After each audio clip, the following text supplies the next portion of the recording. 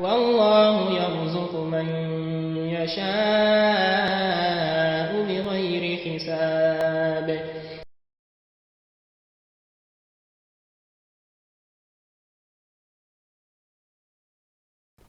إن الحمد لله نحمده ونستعينه ونستغفره ونتوب إليه ونعوذ بالله من شرور أنفسنا ومن سيئات أعمالنا. من يهده الله فلا مضل له ومن يضلل فلا هادي له، وأشهد أن لا إله إلا الله وحده لا شريك له، له الملك وله الحمد وهو على كل شيء قدير. وأشهد أن سيدنا ونبينا محمدا عبده ورسوله وصفيه وخليله، أرسله الله بالهدى ودين الحق ليظهره على الدين كله، وكفى بالله شهيدا. اللهم صل وسلم وبارك وأنعم على نبينا محمد وعلى آله وأصحابه ومن تبعهم بإحسان إلى يوم الدين. أما بعد، عباد الله، أوصيكم ونفسي بتقوى الله تعالى. يقول الله تبارك وتعالى: يا أيها الذين آمنوا اتقوا الله حق تقاته ولا تموتن إلا وأنتم مسلمون. ويقول سبحانه: يا أيها الناس اتقوا ربكم الذي خلقكم من نفس واحدة وخلق منها زوجها وبث منهما رجالا كثيرا ونساء، واتقوا الله الذي تساءلون به والأرحام إن الله كان عليكم رقيبا. ويقول سبحانه: يا أيها الذين آمنوا اتقوا الله وقولوا قولا سديدا يصلح لكم أعمالكم ويغفر لكم ذنوبكم، ومن يطع الله ورسوله فقد فاز فوزا عظيما. إخوة المسلمين، يقول الله تبارك وتعالى: وربك يخلق ما يشاء ويختار. وهذا يدل على وحدانيته وكمال ربوبيته وعلمه وحكمته.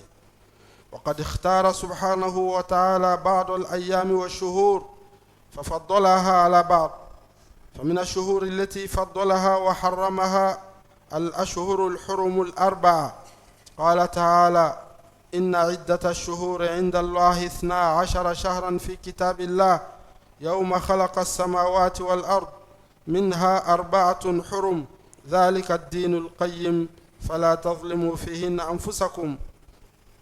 وجاءت السنة النبوية الشريفة بتفضيل هذه الأشهر الحرم. فعن أبي بكرة أن النبي صلى الله عليه وسلم خطب في حجة الوداع فقال: إن الزمان قد استدار كهيئته يوم خلق السماوات والأرض. السنة 12 شهرا منها 4 حرم، 3 متواليات: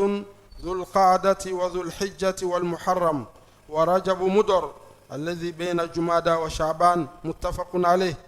ولهذه الأشهر مكانة عظيمة عند الله. قال تعالى: يا أيها الذين آمنوا لا تحلوا شعائر الله ولا الشهر الحرام. ويتطلب ذلك من المسلمين أمورا عدة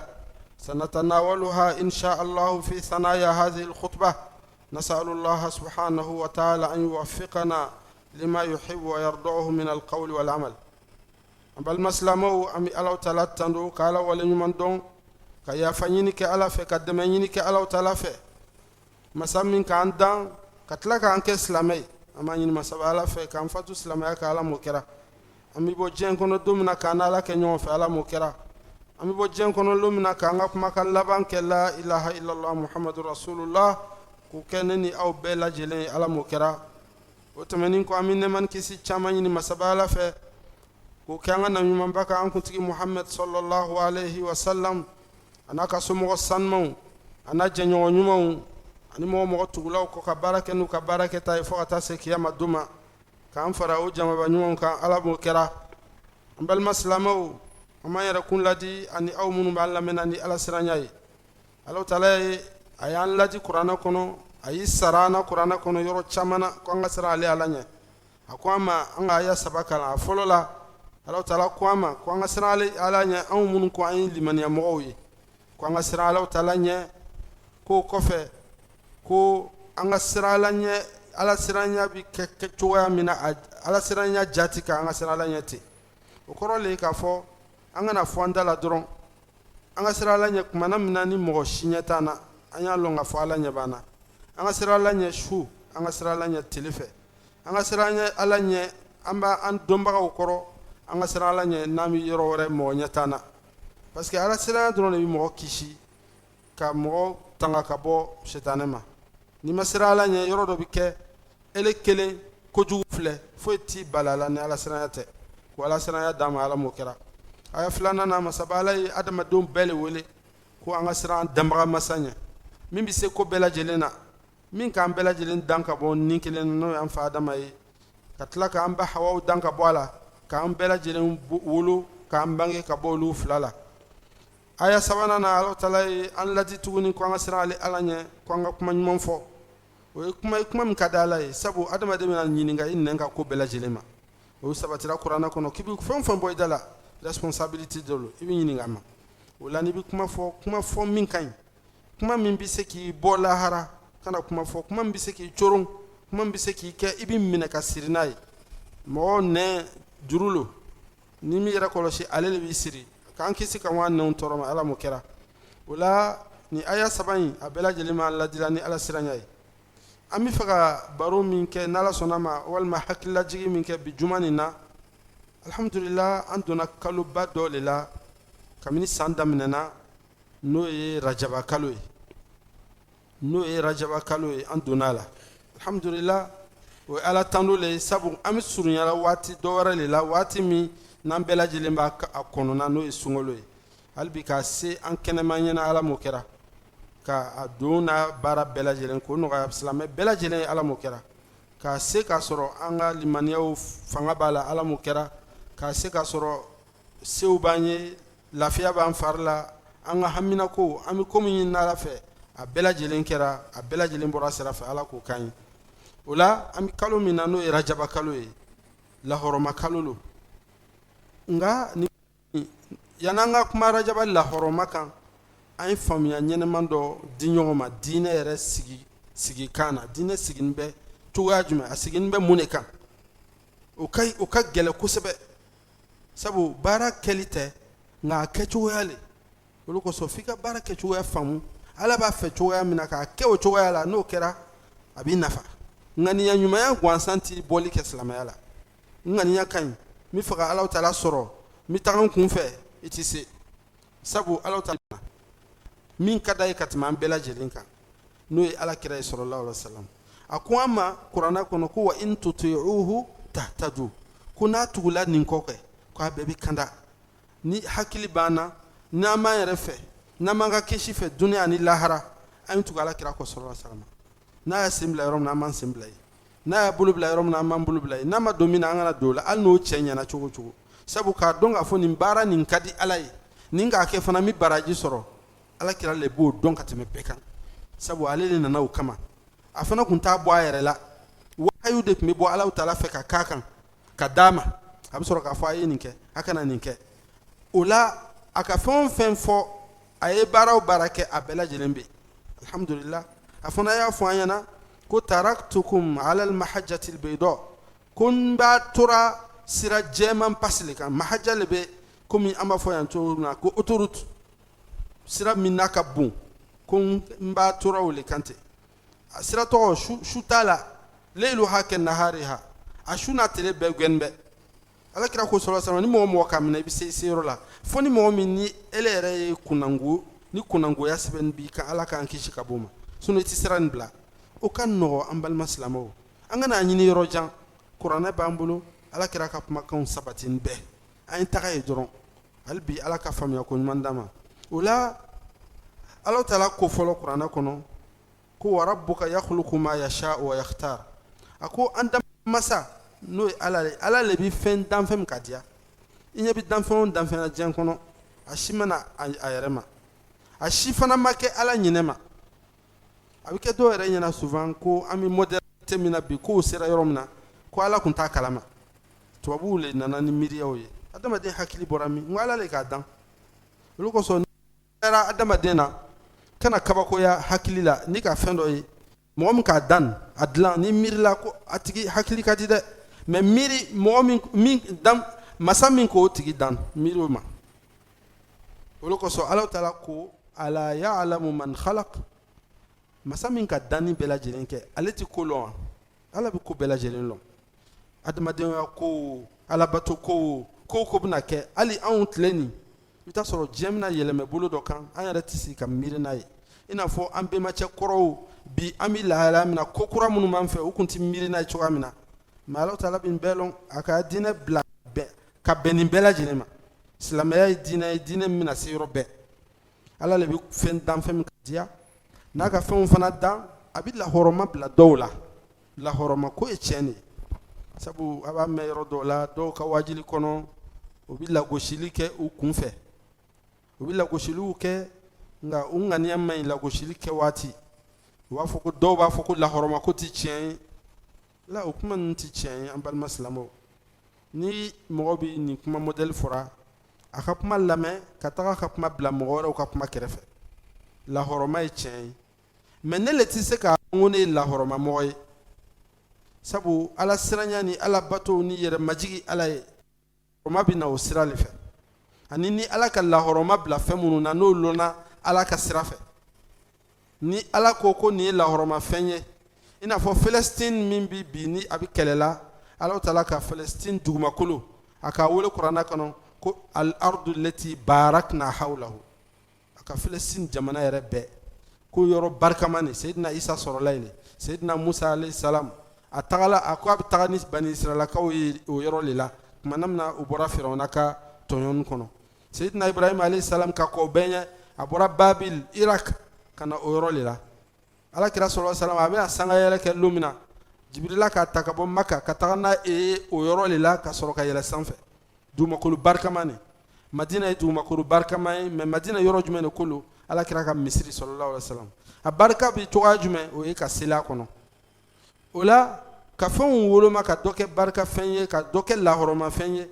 o ye ala ka baara ye o kɔfɛ ni ala ka min fɔ an ɲɛna à travers son prophète min ye Alakira ye sɔlɔlɔhu alayhi wa sallam an tɛ se ka foyi lɔn an yɛrɛ ma donc dugu ti an bolo duniya kɔnɔ lahɔrɔma dugu ye min bɔra Madina Maka Palestine dugu tɛ yen hali ni lɔnnibaga ni karamɔgɔ fana fanba taara ɲɔgɔn sɔrɔ dugu dɔ la ka sigi yen dugu tɔgɔ tɛ se ka kɛ lahɔrɔma dugu ye ale yɛrɛ tɛ se ka kɛ lahɔrɔma dugu ye dugu tɔgɔ bɛ se ka kɛ dugu ye dugu min ni mɔgɔw bɛ ɲɔgɔn yamaruya ko ɲuman na a la n'i tagala o yɔrɔ la i fana bɛ se ka kɛ mɔgɔ jogo ɲuman ye mais dugu yɛrɛ tɛ se ka lahɔrɔma dɔ sɔrɔ i n'a fɔ ni mɔgɔ min dugu min ni mɔgɔ ɲumanw ka ca yen u bɛ darisow kalanw de bɛ yen diinɛ bɛ ɲɛfɔ a ka kan k'a fɔ silamɛ ɲɛnama bɛ yɛlɛmɛ o quartier modèle la i b'i denbaya ta ka taa yen walasa i bɛ nafa dɔ sɔrɔ quartier la mais k'a fɔ ko quartier ko lahɔrɔma dɔ b'a la walima nin village nin lahɔrɔma dɔ b'a la sabu seku nin b'o yɔrɔ la o dalili tɛ mɔgɔ si bolo lahɔrɔma ye ala ka ko le ye an balima silamɛw an ye kɛ laadiluw ye an ye kuma fɔ ni laadila ye Alahu Taala ko wa idha qultum fa'dilu n'a ko a bɛ kuma a ye kuma ni laadiliya ye lɔnnibaga minnu bɛ waajiliw kɛra réseaux sociaux kan wala u kan ka sira la ɲɛ o ye kuma ni laadiliya ye u kana nin sago fɔ u kana fɛn filɛ fɛn min ka di jama ye k'o fɔ mais fɛn min ni Alahu Taala ko k'aw k'a fɔ o b'o de fɔ fɛn min ni kira sɔrɔ sama ko an k'a fɔ an b'o de fɔ o la ka fɛnw choisi ka lahɔrɔma bila a la o ye ala ka baara le ye ani ni ala kira ka min yira an na sɔlɔlɔhu alayhi wa sallam o la Alahu Taala k'a fɔ kuranɛ kɔnɔ ko kalo 4 bɛ yen ko ale ka lahɔrɔma bila o kalo 4 nin kan a ko inna iddata shuhuri inda Allahi 12 shahran ko kalo ye kalo 12 ye san kɔnɔ ala le ka diɲɛ dan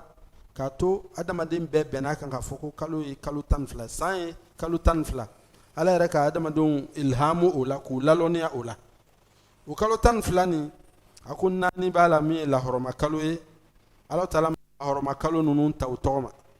alakira sɔlɔlɔhu alayhi wa sallam hadisa la a nana ka na o kalo 4 nin yira a ko minha arba'atun hurum ko ni kalo 12 nin kɔnɔ 4 ye lahɔrɔma kalo ye salasun mutawaliyat ko sababe ɲɔgɔn na ɲɔgɔn sababe olu tugun bɛ ɲɔgɔn na zulqaada wa zulhijja wa muharram zulqaada a bɛ wele an fɛ ko furancɛ kalo c'est à dire selideni kalo banna kalo min bi tugala ni an ka mɔgɔw bi préparer ka taga hiji la kalo kɔnɔ o ye furancɛ kalo a bɛ wele ko zilqaada o ye lahɔrɔma kalo le n'o bɔra ye kalo min bi tugala net n'o ye hiji kalo ye seliba kalo o fana ye lahɔrɔma kalo ye n'o bɔra ye san bi ban an bɛ don kalo fɔlɔ min na n'an b'a wele ko jɔmɛnɛ kalo muharram o fana ye lahɔrɔma kalo i n'a fɔ a tɔgɔ yɛrɛ b'o jira cogoya min na sisan alakira ko sallallahu alaihi wasallam ko wa rajabu mudar ani rajaba kalo min bɛ na ninnu kɔfɛ n'o ye san an ka silamɛya kalo an ka silamɛya san jate a kalo 5nan n'o ye a kalo 7nan n'o ye rajaba ye n'an b'o la sisan donc o kalo ni lahɔrɔma lo nka ale bɔra tɔ ninnu kɛrɛfɛ ni nana ka na filɛ sisan a y'a nin k'a jira n'a ka fɔ ko kalo dɔw ye lahɔrɔma kalo ye kira sallallahu alaihi wasallam a y'u ta o tɔgɔ ma k'o jira an na alhamdulillah nka anw silamɛw kan ka mun kɛ sisan alhamdulillah a ti fɔ an ɲɛna gansan a bɛ fɔ ko ko dɔ le ka kɛ an b'o kolon cogoya jumɛn an b'a filɛ o kalo 4 ni ɲɔgɔnna caman de tɛmɛna kira ka waati la sallallahu alaihi wasallam sabu a ka san 23 le kɛ a bɛ diinɛ lasela san 23 nin kɔnɔ kalo nin tɛmɛna kalo ninnu bɛɛ tɛmɛna kira ka fɛn min kɛ alhamdulillah sɛbɛn bɛ yen o la min bɛ taa kɛ zilqaada kalo ye parce que an k'a daminɛ o de ma furancɛla kalo a ma sabati ko ala kira ka ko kɛrɛnkɛrɛnnin k'a kɔnɔ nka min sabatira k'a fɔ o kalo le kɔnɔ a bɔra madina ka hiji ŋani a kɔnɔ donc o kalo nin fana ye hiji kalo dɔ ye ni k'a mɛn ko hiji kalo kalo min na n'i taara maka ka umra kɛ i bɛ jate hijiden ye sinon mɔgɔ bɛ taa umra kɛ toujours même mɔgɔ dɔw bɔra umra la tile 2 na n'olu taara umra la o cogoya la ka umra bannen kɔ ka sigi ka hiji kɔnɔ o bɛna hiji min kɛ o kɛcogo la o tɔgɔ hiji u bɛna hiji gansan de kɛ a hiji tɔgɔ bɛ wele ko ifrad c'est à dire ka hiji dɔrɔn pe kɛ umra t'a la ni umra bɛ hiji min na o bɛ wele ko tamattu c'est à dire o ye hiji ba ye hiji min umra b'a la hiji b'a la mais ni ka umra kɛ nin kalo nin kɔnɔ n'o ye furancɛ kalo ye ka kɔn o yɛrɛ ɲɛ n'o ye selideni kalo ani furancɛ kalo ale ni hiji kalo ni ka umra kɛ maka ka sigi ka ya fani bɔ ka sigi ka hiji kɛ i bɛ jate hijiden c'est à dire o le la hiji baara bɛ daminɛ à partir de selideni kalo bɔnni donc zulqaada baara kɛrɛnkɛrɛnni foyi mana a kɔnɔ ko lahɔrɔma kalo lo k'an ye baara kɛrɛnkɛrɛnni dɔ kɛ n'a bɔra ka hiji k'a fɔ ko hiji bɛ kɛ a kɔnɔna na n'an bɔra o la n'an donna zilhijja la n'o ye seliba kalo ye baara kɛrɛnkɛrɛnni min nana kɔnɔ alakira ko sallallahu alaihi wasallam a ko ma min ayamin al'amalu salihu fihinna ahabu ila Allah min hadhihi al-ayyam a ko san kalo 12 bɛɛ kɔnɔ tile 10 bɛ yen baara ɲuman baraji man bolon si la san kalo 12 lonun kɔnɔ ka tɛmɛ o tile 10 ninnu kan o le ye seliba kalo tile 10 fɔlɔ i m'a ye selideni ni kalo bɔra an bɛ seli kɛnɛ jɔ o dugusajɛ mais seliba la an bɛ seli kɛnɛ kɛ fɔ tile 10nan sɔgɔma n'o ye mɔgɔw bɔnin kɔ arafa n'o ye selilon ye yawm al-hajj al-akbar hiji baara ba bɛ kɛ don min na k'a daminɛ hiji kalo tile premier fo tile 10 alakira ko sallallahu alaihi wasallam ko baara ɲuman bɛɛ ka ɲi a kɔnɔ donc a ko tɛ min kɛ ko al-amalu salih baara ɲuman sun ka ɲi a kɔnɔ jihadu ka ɲi a kɔnɔ dawa ka ɲi a kɔnɔ wajiluw ka ɲi a kɔnɔ ka ɲɔgɔn yamara ko ɲumanw na a ɲinini bɛ ka kɔrɔ mais nin waati nin na baara ɲuman bɛɛ ka ɲi ka mɔgɔw domini ka saraka bɔ ka i yɛrɛ kelen i bɛ nafilaw seli i bɛ kuranɛ kalanw kɛ i bɛ zikuru kɛ a baraji ka bon donc o fɔra o cogoya la o fana bɛ kɛ o kɛcogoya la n'an bɔra o la sisan ni seliba banna tile 3 bɛ tugu a kɔ fɔ n'an bɛ yan n'an tilala seli farida lori la an bɛ Alahu akibar fɔ kɛ misiriw la parce que alakira ko sallallahu alaihi wasallam ko tile 3 bɛ tugu a kɔ ko an y'a kɛ mɔgɔ minnu bɛ hiji la olu bɛ kɛ mina ka mina tile 3 sigi kɛ dɔw bɛ tile 2 kɛ o fana ye waatiw ye minnu baara dɔ yirala an na ko an ka k'a kɔnɔ n'o ye Alahu akibar fɔ ye k'a yira an na k'a fɔ ko ja alabato kɛcogo a n'a kɛ waati o ye sariyatigi ka baara le ye n'o ye Alahu taala ye ani a ka représentant dugumakolo kan n'o ye alakira sallallahu alaihi wasallam waati dɔ la a b'a fɔ k'an ka seli waati dɔ la k'an ye zikuru dɔ kɛ k'an ka kɛ waati dɔ la an t'a kɛ waati dɔ la waati dɔ la k'an ka finiw le don ka taa ko dɔ kɛ ka taa munumunu yɔrɔ dɔ la k'an kun li nin bɛɛ ye Alahu taala ka ko ye adamaden tɛ se ka foyi bila i yɛrɛ ma ko ele bɛ Ala sɔrɔ n'o ye n'an bɔra yen n'an nana don muharam na n'o ye san kalo fɔlɔ ye an ka silamɛya san muharam na ala kira ma baara kɛrɛnkɛrɛnnen dɔ fɔ fɛn kelen walima an ka fɔ fɛn fila a fɔlɔ ye min ye a ko ni mɔgɔ min ka muharam tile 10 lon don ko ala b'i ka san kelen jurum bɛɛ yafa n'o ye ashura ye an b'o kalama o baara bɛ kɛra n'a ye sɔsɔli t'o la silamɛ ni silamɛcɛ dunɛ kɔnɔ muharam baara filanan a ko san kalo 12 bɛɛ kɔnɔ sunkalo kɔfɛ kalo min ni a sun donni ka di ala ye kosɛbɛ o de bɛ muharam kalo ye don ni muharam sera i b'i sɛbɛ don sun don ma fo ka taa kalo sa nka a mana hadisa la ko kira ka muharam bɛɛ don sallallahu alaihi wasallam mais a kɔni k'a fɔ donc ni mɔgɔ min ka caman don tile 10 tile 20 ni bɛ se alhamdulillah o ka ɲi n'o bɔra ye rajaba ma an b'a la nin n'an ka laɲini yɛrɛ o ye kutuba nin na an balima silamɛw lɔnnibagaw k'a ɲɛɲini u ko hadisa kelen n'o fɔra ko baara kɛrɛnkɛrɛnnen dɔ i kɛ rajaba kalo la ko a si ma sabati parce que mɔgɔw bi min bɛ an caman tromper surtout bibi na réseaux sociaux télé la bɛɛ bɛ sigi a y'a jardin kɔnɔ a y'a vidéo dɔ bɔ ten ka kuma ka fɛn fɔ fɛn k'a diya wallahi an bɛ tiɲɛ fɔ an ti lɔnnibaga ye an ye karamɔgɔdenw de ye mais ala kira ka hadisa dɔw fɔ sallallahu alaihi wasallam diɲɛ laban taamasiyɛn na a ko bɛɛ bɛna kuma diinɛ la bɛɛ bɛna kuma lɔnni na an b'o tile de la siga foyi t'a la parce que n'a juguyara ka tɛmɛ bita kan lahara ta ka kusa ka tɛmɛ diɲɛ latigɛ sigi kan bibi na an karamɔgɔdenw souvent i bɛ kuma dɔw ye a fɔba ni bɔra réseaux sociaux kan k'a tigi jaabi bɛɛ bɛ nani parce que bɛɛ b'a fɔ ko karamɔgɔba ni ɲɔgɔnna ele b'a jaabi an yɛrɛ kun u b'a fɔ tubabukan na ko an ka ego c'est à dire an ye nin to yen an balima silamɛw tiɲɛ tɛ yɔrɔ wɛrɛ kuranɛ kɔnɔ kɔ ani hadisa ala kira ka kumakanw sɔrɔ a ma dogo a bɛ yen mais mɔgɔw b'u ninsago kuma fɔra i bɛ taa sɔrɔ denmisɛnnin dɔw ani mɔgɔ dɔw yɛrɛ ma foyi lɔn silamɛya la mais ni an k'o ye o bɛ kuranɛ dɔ fɔra a dɔw yɛrɛ bɛ kuranɛ min b'a fɔra mais a fɔcogo man ɲi a bɛ hadisa yɛrɛ min fɔra a fɔcogo man ɲi mais mɔgɔ gansan t'a lɔn dɔ bɛ yen i bɛ taa sɔrɔ a ka préparer et puis a ka vidéo ta a bɛ kuma na Nelly b'a lamɛnna a bɛ k'i ɲɛna ko non lui il connaît mais il maîtrise il est en train de donner des preuves a y'a yɛrɛ kɔlɔsi moi en tout cas n'a danna ne ma wallahi karamɔgɔ dɔ ɲini yɛrɛ la i bɛ min lɔn n'i bɛ tugu a kɔ ni i b'o lɔn sisan n'i ka réseaux sociaux kan i bɛ se ka tugu a kɔ komi karamɔgɔ dɔw lɔn bɛ alhamdulillah wajili kɛ o lɔn no o y'a wajiliw ka ɲi tiɲɛ de ni k'o dɔ lɔn i bɛ se ka don ya groupe whatsapp la i bɛ se ka don ya telegram na ani internet sira wɛrɛw ka to k'o tigi suivi mais il faut faire très très attention ka to ka kumaw ta même télévision même radio an m'a yɛrɛ kɔlɔsi kuma dɔw bɛ fɔ tiɲɛ tɛ quoi n'an ka fɔ dɔw b'a fɔ mais vous êtes qui jusqu'à à dire que kuma min bɛ fɔ ko tiɲɛ tɛ parce que bibi in na an bɛ fitina tile de la an bɛ wari tile de la walahi ala kira ko sɔrɔ sɛbɛn a ko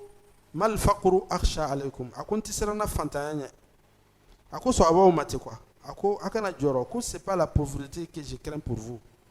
non a ko dunɛ bɛna dayɛlɛ a ye dunɛ bɛna dayɛlɛ aujourd'hui la dunɛ dayɛlɛ la dumakolo kɔnɔfɛnw bɔra i n'a fɔ a danna halisa dɔ la cogoya min na pétrole bɔra sanu bɔra fɛn o fɛn n'a bɛ adamaden nafa a bɔra yɔrɔ bɛɛ an kana taa yɔrɔ jan an faw ka a n'an mamacɛw ka teli la i t'a sɔrɔ lu ka bon cɛkɔrɔba musow ka ca denw ka ca a n'a balimaw bɛ lu kɔnɔ mais n'i donna lu kɔnɔ k'o ye miliyɔn 1 bɔ miliyɔn 1 tɛ mɔgɔ si bolo i yɛrɛ b'a mɛn tulo la le an n'u ka dɔgɔ mais minnu kɔrɔna n'u ye u b'a fɔ ko wari tun ye kolonikisɛ ye waati min na nin wari tun tɛ an bolo an ka mɔgɔ mais mɔgɔw tun bɛ dumuni kɛ ka fa o tun bɛ ɲɔgɔn dɛmɛ mais bibi in na an min bɛ misiri kɔnɔ bi i bɛ taa sɔrɔ an bɛɛ san kelen balo garanti ne mais hamina ko min b'an na wari ɲini kan ani tɔɔrɔya min b'an na ani sunɔgɔbaliya ani hami ni sɛgɛn o min b'an kunna wariko la ani jɔyɔrɔ ni siranya ka fɔ wariko bɛna gɛlɛya u bɛna dɔ fara facture sɔngɔ kan u bɛna dɔ fara carburant kan o jɔyɔrɔ min b'an na a kun tɛ fɔlɔ mɔgɔw la mais bibi in na i bɛ taa sɔrɔ an kelen kelen bɛɛ compte minnu b'an bolo a kɛra mobile money sira ye walima a kɛra banque sira ye wari min dɔɔni dɔɔni b'an bɛɛ kun mais garanti t'an si bolo a sababu ye mun ye duniya lɔnnibagaw fana donna mɔgɔ tɔw ka don sira fɛ bibi in na yɛrɛ ni lɔnnibaga dɔ k'i diinɛ kiti f'i ɲɛna i b'a delike filɛ i b'a mobili filɛ ni mobiliba b'a bolo ni delike ɲɛnama b'a la i bɛ l'a la n'a bɛ yeli télévision na mɔgɔbaw b'a kunbɛn i bɛ l'a la n'a t'i ye i tɛ l'a la mɔgɔw natɔ ye o ye diɲɛ yɛrɛ taabolo ye bi mais ça ne veut pas dire que ko tiɲɛ de bɛ o yɔrɔ la toujours ni ne anw de b'a fɔra ɲɛna ni lɔnnibaga k'a yɛrɛ sɔrɔ o position na ko duniya mɔgɔw le k'i bila yen mɔgɔ min bɛ siran Ala ɲɛ ka tiɲɛ yɛrɛ yɛrɛ fɔ a ka dɔgɔ sabu tiɲɛ dɔ bɛ ni k'a fɔ i bɔ yen siga foyi t'o la ka na o yɔrɔ la a kɔrɔ le b'o ye k'i na i b'an fɔ donc an bɛ min fɔ a ɲɛna hali télévision dɔ bɛ na a bɛ kuma bɛɛ fɔ a kana ye ko non ni k'a bɔra télévision na sɔn kɛra a ye 100% c'est pas forcé a yɛrɛ kɔlɔsi an bɛ min fɔ an bɛ kalo min na rajaba kalo nin na mɔgɔw bɛ girin ka baara caman k'a kɔnɔ cimetière bɛ taa ziyara u bɛ sagaw faga a kɔnɔ u bɛna fɔ ko nin kalo nin tile 27 ko sanga yɛlɛ su lo an balima silamɛw a sabira yɔrɔ dɔw la k'a fɔ ko nin kalo nin de la Alakira sɔrɔ sanga yɛlɛ kɛra karamɔgɔ dɔw yɛrɛ k'a jira k'a fɔ taarikhu lo kuranɛ ma fɔ hadisa ma fɔ taarikhu lo bi maana histoire le a kɛra Alakira ka ɲɛnɛmaya la sallallahu ni ko dɔ tun b'a la min bɛ siri alabato la Ala taala b'a fɔ Alakira b'a fɔ sallallahu c'est pas possible Alakira nana o de kama i n'a fɔ an ka san waati minnu fɔ a ye bɛɛ ka sunkalo baaraw lɔn Lailatul Qadri sɔsɔli t'a la Arafa lɔn sun don an bɛɛ b'a don mɔgɔ ti mɔgɔ nɛni mɔgɔ ti mɔgɔ kɛlɛ mɔgɔ bɔ silamɛya la Ashura sɔsɔli t'a la mais mawuludu sɔsɔli bɛ a la mun kosɔn sabu sahaba m'a lɔn kira yɛrɛ m'a lɔn sallallahu ni mɔgɔ dɔw nana ko non kira bangela bi ne b'a kɛ nisɔndiyalo ye mankan bɛ wuli maintenant kun bɛ kuranɛ kɔnɔ a bɛ hadisa la mankan ti bɔ a la a delila ka mankan ye seliba la wa an ka mankan ye selideni na wa an ka mankan ye Lailatul Qadri ko la peut-être a kɛcogo dɔ bɛ yen mɔgɔ b'a fɔ Lailatul Qadri ti kɛ ten a bɛ kɛ ni kuranɛ kalan ni seli le a ti kɛ ni wajili sigini ye donc a kuma laɲini ye min ye an bɛ kalo min na foyi ma sabati kalo nin na alabato ko la k'i b'i yɛrɛ kun Ala la n'o ye hali ka sun don a la a ma sabati n ka mɛn radio dɔ la hali a ma mɛn min mobili kɔnɔ ko a bɛ hadisa dɔ la ko rajaba ko ye Alakira ka kalo ye sallallahu alaihi wasallam ko shabana ko a ka ton ka kalo ye journaliste min b'a fɔra école de u jijara ka diinɛ kanu ka formation dɔw kɛ mais u tɛ foyi kalama diinɛ la dans la grande majorité a kana a ka diinɛ ta o fɛ référence tɛ diinɛ ko la diinɛ nin ko den tɛ i nana diɲɛ kɔnɔ o kama c'est à dire i ka lu ni ka entreprise ni ka wari ni valeur min bɛ i la Ala fɛ nin diinɛ nin de c'est à dire ni sara nin i kun nana diɲɛ kɔnɔ ko min na nin mɔgɔ min ye masaba ye dunɛ masaba ani gardien cɛ min b'a garder fo yɔrɔ jan a tɛ min yɛrɛ y'a ɲɛna lahara o bɛɛ kelen fɛn b'u différencier dɔrɔn o de bɛ Ala ko ye inna akramakum indallahi atqakum donc Ala ko nin de ka gɛlɛn ɲɛnamaya la ka tɛmɛ fɛn bɛɛ lajɛlen kan titre ko tɛ o n'a ɲɔgɔnnaw hali bi an ka sin tiɲɛ ma an ka baara kɛ ni tiɲɛ ye c'est vrai silamɛ caman bɛ yen o ŋaniya ka ɲi u bɛ fɛ ka silamɛya baara kɛ u b'a fɔ mais pourquoi a tɛ fɛ an y'a kɛ mɔgɔ ma ban k'i kana baara ɲuman kɛ an yɛrɛ yamaruyara ko an ka ɲɔgɔn yamaruya baara ɲuman kɛ de la mais i bɛna i yɛrɛ sɛgɛn gansan wa tagabolo dɔ wɛrɛw bɛ yen i n'a fɔ diinɛ dɔw an b'u lɔn u sɛgɛn de a dɔw jogo ka ɲi ka tɛmɛ silamɛ dɔw jogo kan mais ele yɛrɛ i b'a dɔn k'a fɔ ninnu tɛ kisi lahara sabu ma Alakira de ko ni sallallahu alaihi wasallam Alakira ko hadisa dɔ la sallallahu alaihi wasallam a ko yahudiya tɛ yen nanzara tɛ yen min b'ale tɔgɔ mɛn n'a ma limaniya ma n'a ma don jahanɛmɛ na min bɛna k'a ɲɛnɛmaya bɛɛ kɛ a ma jɛnɛya kɛ a ma dɔlɔ min a ma mɔgɔ suɲɛ a ma namara kɛ n'a sera a bɛ don jahanɛmɛ kɔnɔ pourquoi a ma dogo Alakira kɔ sallallahu alaihi wasallam silamɛya fana bɛ ten hali ni bɛ Ala batow kɛ i bɛ sagaw faga i bɛ misiw faga i bɛ mawuludu organiser n'a ma bɛn Alakira ta ma sallallahu alaihi wasallam i tɛ baraji sɔrɔ baara kɛli tɛ a kɛcogo fana b'a la le jɔn k'i yamaruya la hali bi ka faamuya ko ɲuman d'an bɛɛ lajɛlen ma Ala m'o kɛra aqulu qawli hadha wa astaghfirullah li wa lakum wa lisa'iril muslimina min kulli dhanb fastaghfiruhu innahu huwal ghafurur rahim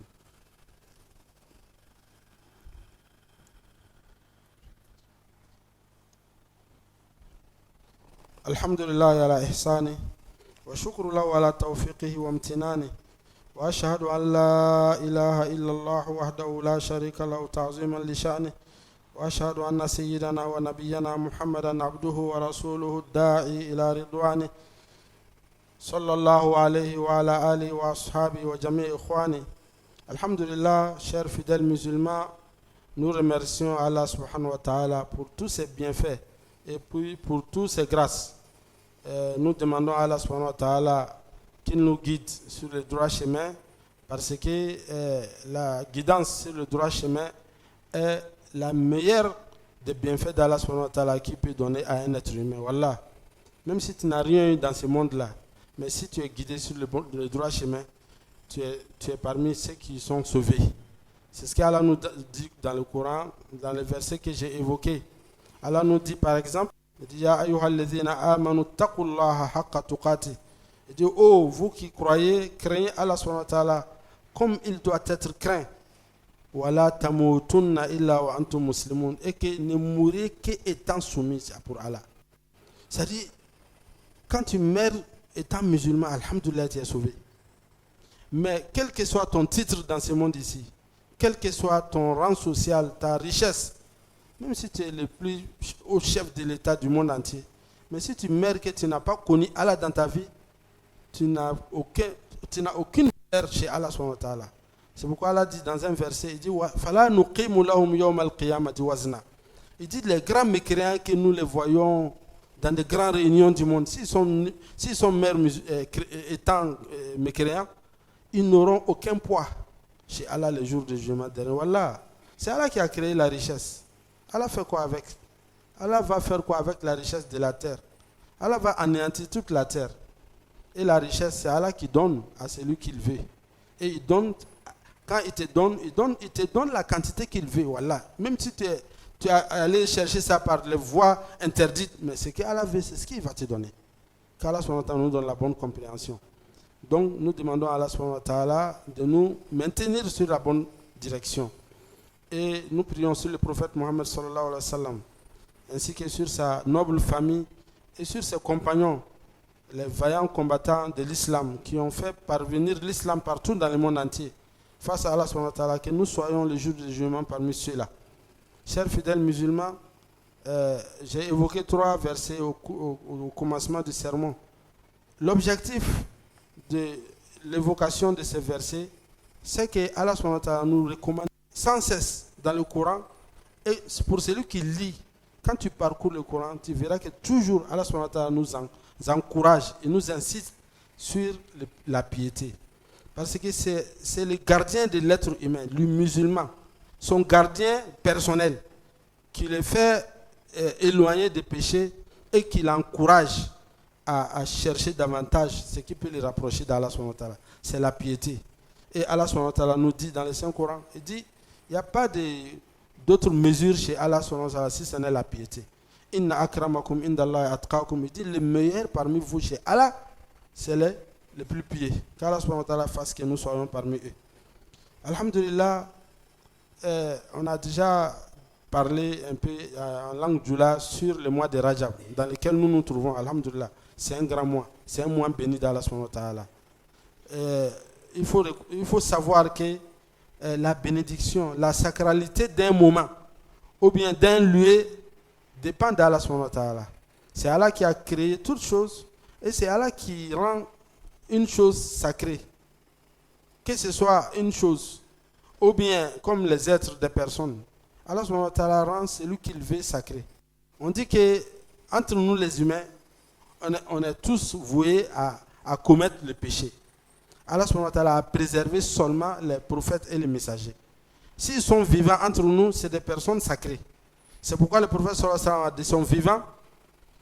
il acceptait qu'on prenait de sa baraka, quoi. Ce que nous disons, la baraka d'une personnalité. Le prophète sallallahu alayhi wa sallam acceptait ça. Les gens faisaient ça en lui, dans son vivant. Quand il dormait, il a dormi une fois chez une famille, il a dormi sur, disons, quelque chose peut-être comme carreau. Et puis, disons, sur une terrasse, quoi. Sa transpiration, ils ont pris un morceau de coton pour mettre dedans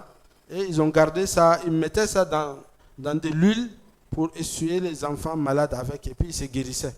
Ça, c'est la baraka du prophète sallallahu alayhi wa sallam. C'est Allah subhanahu wa ta'ala qui a mis la baraka dans des prophètes et les messagers. Et alhamdulillah, Allah aussi peut faire la bénédiction pour une personne. Mais la personne ne peut pas savoir que, ou bien dire, surtout à travers les réseaux sociaux, que moi je suis béni. Venez chercher mon horoma, ou bien ma bénédiction. Voilà, toute personne que tu vois en train de faire ça, il faut t'éloigner de lui. Parce qu'il faut savoir qu'il y a des saints rapprochés d'Allah subhanahu wa ta'ala. Ceux-là se cachent. Ils ne veulent pas qu'on sache qu'ils sont comme ça. Et même, ils n'ont pas la garantie totale aussi. Parce que c'est l'œuvre d'Allah qu'on fait. Au fur et à mesure qu'on se rapproche d'Allah, Allah nous aime. Quand il nous aime, par moment, il peut nous faire des miracles, il peut nous faire des choses que vraiment il ne fait pas pour les autres. Mais on ne peut pas prétendre ça. On ne peut pas connaître ça de nous-mêmes. Mais pour les prophètes et les messagers, ça c'est quelque chose en eux. Le prophète sallallahu alayhi wa sallam, dans une petite quantité, dans calebasse, l'eau, dans calebasse, lorsqu'il a mis ses 2 mains bénies dedans, tous les sahaba, environ 300 personnes, ont pris ablution avec cette eau-là, et puis c'est pas fini. Donc le prophète sallallahu alayhi wa sallam, il est béni dans sa personne. Mais qui a fait ça? C'est Dieu. On a su ça comment? À travers le prophète sallallahu alayhi wa sallam lui-même. Allah subhanahu wa ta'ala aussi met la sacralité dans des lieux.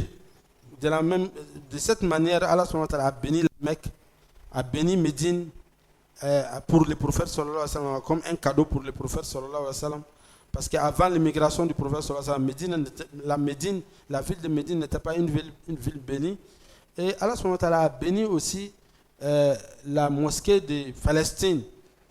Masjid al-Aqsa et ses alentours. Allah subhanahu wa ta'ala a béni. Maintenant, lorsqu'une chose est bénie par Allah subhanahu wa ta'ala, ou bien un lieu, ou bien un moment, comme le mois de Ramadan, les 10 dernières nuits, les jours de Arafat, les 3 jours qui suivent, les jours de la fête de Tabaski, le 10e jour de Muharram, ces jours-là, et les 4 mois aussi, lesquels les sermons se portent, savoir que ces jours-là sont sacrés, c'est à travers Allah subhanahu wa ta'ala qui le veut et qui nous montre à travers son messager, prophète sallallahu alayhi wa sallam. Et ce qu'on doit faire au courant de ces jours-là, ou bien ces moments, c'est le prophète sallallahu alayhi wa sallam qui nous enseigne aussi. Alhamdulillah, il a passé 23 années en train de prêcher l'islam. Ce qu'il a fait n'est pas omis, n'est pas oublié. Ça est dans les recueils, alhamdulillah. Ça est partout dans le monde entier. On a vu que le prophète sallallahu alayhi wa sallam, oui, il y a 4 mois sacrés qui commencent à partir du mois qui suit le mois de l'Eid al-Fitr, c'est-à-dire la fête de l'Eid al-Fitr, qui vient, la fête qui est après la fête du Ramadan. Ce n'est pas le mois de la fête, le mois qui suit, qui est Zul-Qa'ada. Le mois sacré commence par là, depuis ça, et le mois qui suit, qui est le mois du Hajj, Zul-Hijjah. L'année finie, le premier mois de l'islam, qui est Muharram aussi, est un mois béni. Et Rajab, qui est le 7e mois, dans lequel nous nous trouvons actuellement. Mais ce qu'on veut dire, choisir une adoration pour faire au courant ces mois, ces temps, ça incombe à Allah subhanahu wa ta'ala ou à son prophète sallallahu alayhi wa sallam. Ce que le prophète sallallahu alayhi wa sallam nous montre de faire, nous on fait et on se limite à ça. La seule bonne intention ne suffit pas. C'est pourquoi pour qu'une adoration soit acceptée par Allah, il y a 2 conditions que tout musulman doit connaître. Il y a 2 conditions pour qu'une bonne action soit une bonne action chez Dieu et que Allah l'accepte. Premièrement, l'action, avant l'intention qui t'anime à entreprendre l'action, il faut que ça soit sincère. Un miskin, un demandeur vient demander de l'aumône ou un sacrifice. Toi, tu te lèves pour aller lui donner par ostentation pour qu'on te voie. C'est une bonne action, mais il n'y a pas de bénéfice dedans, il n'y a pas de mérite. Tu t'en vas faire Hajj parce que tu es promotionnel au service, ou dans la famille, au village. Tous les cadres ont fait cette année. Vraiment, il faut que toi tu fasses. Ton intention est mélangée comme ça. Allah n'aime pas. Allah veut que ton intention soit 100% pour lui. Parce que lorsqu'il te créait, il t'a créé 100% lui seul. Donc, il ne faut pas partager ton intention dans l'œuvre entre Allah et puis autre chose qui n'ont aucune valeur dans ta vie. Donc, il faut faire exclusivement l'adoration pour Allah. Ça, c'est bon, alhamdulillah. Ton intention est bonne. Mais il faut que l'œuvre aussi que tu fais soit légiférée, c'est-à-dire que c'est venu. Si tu te lèves comme ça, alhamdulillah, aujourd'hui j'ai une promotion au travail, ou bien Dieu m'a fait que j'ai gagné un concours. Donc aujourd'hui, au lieu de 5 prières dans la journée, moi je vais faire 6. C'est-à-dire après Isha, je vais faire 5 rak'at pour Allah. Ou bien aujourd'hui, mon zuhur, comme j'ai le courage, je vais faire le zuhur, au lieu de 4 rak'at, je vais faire 5. Ce n'est pas accepté, parce que c'est comme ça que le prophète a fait, il faut faire ça. Donc pour que l'adoration soit acceptée, il faut que ça soit pour Allah exclusivement pour Allah. Deuxièmement, il faut que ça soit conforme à ce qu'Allah veut. Ce qu'Allah veut, comment on le sait? C'est à travers le prophète sallallahu alayhi wa sallam. Parce que c'est lui qui est la torche, c'est lui qui est le messager d'Allah subhanahu wa ta'ala, qui nous enseigne. Il nous a enseigné vraiment. Et ce qu'il nous a laissé, il nous a légué comme héritage, ça est là. Il nous a dit ça. Il dit Taraktukum ala al-mahajjatil bayda, que je vous laisse sur une voie qui est claire, éclairée. Layluha kanahariha, la journée et la nuit sont semblables, c'est éclairé. La yaziru anha illa halik. Il dit personne ne va se dévier la voie là si ce n'est pas celui qui est destiné pour qu'Allah nous en préserve pour l'enfer. Donc, mais il faut faire attention. Il a dit dans un hadith, il dit Innama akhsha alaykum al-a'immatal mudillin. Il dit ce que je crains aussi pour vous à la fin du monde, ce sont les imams qui égarent. Ça là, c'est pas mon expression. Ça c'est la traduction de ce que le professeur a dit. Il dit des imams qui égarent. C'est que il faut choisir les imams qui n'égarent pas. Sinon il y en a beaucoup. Le professeur a dit Du'atun ala abwabi jahannam. Qu'est-ce que c'est des du'at? Quand tu entends du'at, c'est des prédicateurs. Ala abwabi jahannam, ils sont arrêtés sur les voies de jahannama. Man ata'ahum qazafuhu fiha. Celui qui les obéit, il les jette dedans. Pour être sauvé de tout ça, comment on fait? Les Sahaba en même temps, ils ont demandé au professeur, mais qu'est-ce qu'on doit faire? Il dit, Kitabullah wa sunnati, suivez le Coran d'Allah subhanahu wa ta'ala et ma sunna. Wallah, c'est facile. Alhamdulillah, dans le monde entier, quand tu suis le Coran et la sunna du professeur sallallahu, tu vas trouver que le monde entier, les musulmans sont unanimes dessus. Mais quand tu suis d'autres idées, avec d'autres passions, des grands qui disent qu'ils sont des savants, tu vas trouver qu'il y a trop de divergences. Voilà. Si on veut que la divergence finisse entre les musulmans, suivons tous le Coran et la sunna du professeur. Voilà, les musulmans seront un. C'est pourquoi, alhamdulillah, quand tu vas en Europe, tu vas en Amérique, tu vas en Chine, des grandes mosquées, tu vas trouver que quand l'imam prêche le Coran et la sunna du professeur, tu te retrouves dedans. Voilà. Mais quand tu vas chez nous en Afrique, dans des endroits, tu vas trouver qu'il y a des choses que tu n'en as jamais entendues, en fait. Pourquoi? Parce que ceux-là, ils ont suivi d'autres idéologies qui sont différentes de ce que le professeur a légiféré. Donc le mois de Rajab, pour conclure, est un mois sacré, mais aucune autre adoration n'est venue particulièrement pour qu'on fasse ça. Il y en a qui disent oui, c'est le mois dans lequel le professeur a été élevé auprès d'Allah. Effectivement, dans beaucoup de savants on dit ça. Mais le professeur, lorsqu'il est revenu, les années qui ont suivi, il n'a rien fait de particulier pendant ces mois-là. Pour dire que non, c'est le mois de mon ascension, donc je vais égorger, on va faire prêche, on va organiser les gens, ils vont faire lecture coranique. Il n'a pas fait. Pourquoi toi tu veux avoir Allah, la bénédiction d'Allah, avec une voie que le prophète n'a pas fait? Est-ce que tu as la garantie que si tu fais, tu seras exaucé? Par contre, c'est une responsabilité. Parce que le prophète sallallahu alayhi wa sallam a dit Man amila amalan laysa alayhi amruna fahuwa rad. C'est lui qui fait une œuvre qui n'est pas conforme à ce que moi j'ai laissé et que cette œuvre-là revient à la personne. C'est-à-dire qu'il est le seul responsable de cela. Il y en a qui disent que non, mais pourquoi ils disent ça? Mais est-ce qu'aujourd'hui, ils montent dans l'avion pour aller à la Mecque, ils font comme ça? Ça, ce n'est pas la religion. Ce n'est pas l'adoration. On parle de l'adoration. Les gens vivaient. Et les prophètes et les messagers viennent trouver que les gens vivent. Ils ont un mode de vie. Leur mode de vie, l'islam intervient dans le mode de vie pour organiser. Les gens se mariaient. L'islam organise les mariages. Les gens font les transactions financières. L'islam organise. Qu'est-ce qui est halal? Qu'est-ce qui n'est pas bon? Les gens s'aiment. L'amour, l'islam n'est pas contre l'amour entre un homme et une femme. Mais la bonne voie de l'amour qui fait que il y a une bonne union reconnue et beaucoup de biens vont venir à travers cette union. Donc l'islam organise la vie pour ce qui concerne le mode de vie. Mais l'aspect d'adoration, c'est l'islam exclusivement qui vient avec. Et après le départ des prophètes, on ne peut pas savoir. C'est pourquoi les savants disent que l'adoration est tawqif, c'est-à-dire c'est des décrets. On s'arrête là. Qu'Allah subhanahu wa ta'ala nous donne la bonne compréhension. Vraiment qu'Allah subhanahu wa ta'ala nous accorde beaucoup d'années dans la santé, dans la prospérité. Qu'Allah subhanahu wa ta'ala nous donne une bonne destinée. Qu'Allah subhanahu wa ta'ala nous donne une bonne fin. ربنا آتنا في الدنيا حسنة وفي الآخرة حسنة وقنا عذاب النار. ربنا لا تزغ قلوبنا بعد إذ هديتنا وهب لنا من لدنك رحمة إنك أنت الوهاب. اللهم آمنا في أوطاننا وأصلح ولاة أمورنا واجعل ولايتنا في من خافك واتقاك واتبع رضاك يا رب العالمين. اللهم ربنا هب لنا من أزواجنا وذرياتنا قرة أعين واجعلنا للمتقين إماما. ربنا هب لنا من لدنك رحمة وهيئ لنا من أمرنا رشدا. ربنا احسن عاقبتنا في أجرنا من خزي الدنيا وعذاب الآخرة يا حي يا قيوم يا ذا الجلال والإكرام. برحمتك نستغيث فأصل لنا شأننا كله ولا تكلنا إلى أنفسنا ولا إلى أحد من خلقك طرفة عين أو أقل من ذلك. اللهم صل على محمد وعلى آل محمد كما صليت على إبراهيم وعلى آل إبراهيم على محمد وعلى آل محمد كما باركت على إبراهيم وعلى آل إبراهيم إنك حميد مجيد. وآخر دعوانا أن الحمد لله رب العالمين. والله يرزق من يشاء